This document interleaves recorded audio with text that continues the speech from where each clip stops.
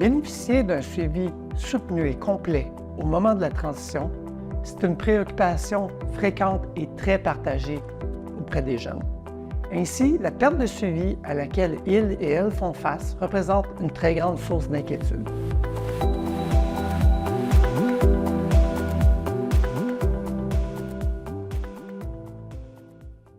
La continuité des soins. C'est, exemple,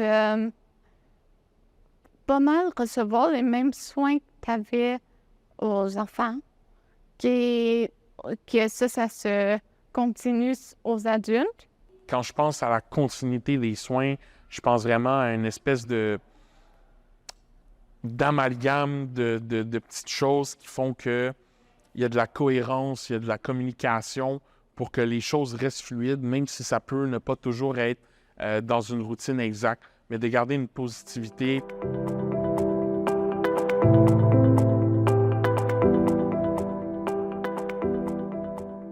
À mon premier rendez-vous aux adultes, je m'attendais qu'on allait vraiment tout regarder si physiquement mon corps allait bien.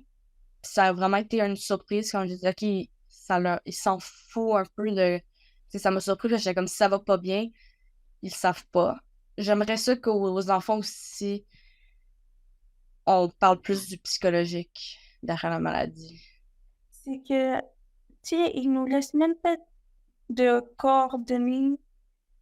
Exemple, si on a besoin de voir le médecin plus rapidement. Donc déjà, ça, si on arrivera à résoudre ce problème-là, ça ferait vraiment une différence. Personnellement, j'ai pas abandonné, mais ma peur, c'est qu'il y ait d'autres personnes qui abandonnent. Il y a le fait qu'il n'y ait pas de retour d'appel, pas d'information. Ils vont un peu plus abandonner le projet de faire la continuité parce que c'est plus facile de juste rien faire, mais ça peut être dangereux pour certaines personnes de ne pas avoir de suivi. Tu peux te dire « Ah, mon dernier rendez-vous, j'étais correcte, ils m'ont dit que j'allais bien », mais on ne sait jamais quand ça peut mal aller. Puis souvent, c'est plus interne, on s'en rend pas compte, c'est pas extérieur. Puis on veut pas qu'il arrive à un point de non-retour où c'est trop tard.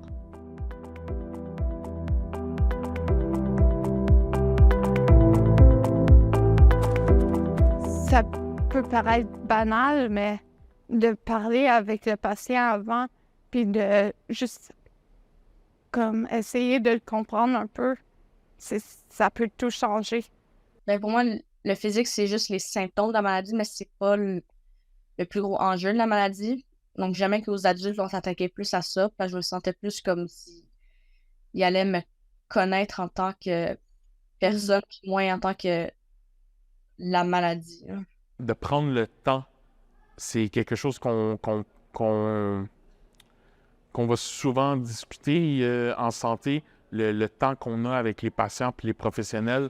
On le sait, on va souvent être nommé comme étant un domino ou un chiffre, mais la réalité est que de prendre peut-être un peu plus de temps pour exploiter puis de parler avec le patient, je pense que ce côté-là d'humanisation puis de confiance entre le professionnel puis le patient serait nettement amélioré. Donc, je pense que ça, ce serait vraiment pour moi deux outils qui seraient assez importants, puis qui seraient qui seraient porteurs de changement. La continuité des soins, c'est bien, mais il faut respecter ce que à l'hôpital avant ils faisaient. Parce que c'est d'où l'importance de prendre la connaissance du dossier du patient, à cause qu'il aurait su qu'il fallait absolument m'endormir pour ces raisons-là, mais si le docteur ne prend pas conscience, ou même ça soit juste des personnes qui travaillent dans des imageries médicales, à cause au CHUM, c'était comme ça, ben, tu sais, eux, ils n'ont pas nécessairement tout ton dossier. Fait que faut juste que ça soit bien respecté. Mais personnellement, si ça se fait pas bien, je serais de plus en plus à l'écoute de mon corps, que à la moindre chose suspecte, mais c'est sûr, faut pas exagérer non plus, mais une chose majeure que je verrais dans mon changement, je sais pas, peut-être voir une petite bosse quelque part, ben, tu sais, je la surveillerais plus. C'est sûr qu'actuellement, ben, je fais ça parce qu'il y a un travail de mon côté à se faire, mais je pense que je le continuerai plus accru juste pour m'éviter des problèmes, puis en cas de doute, prendre un rendez-vous. Voici en conclusion quelques moyens pour assurer une meilleure continuité des soins.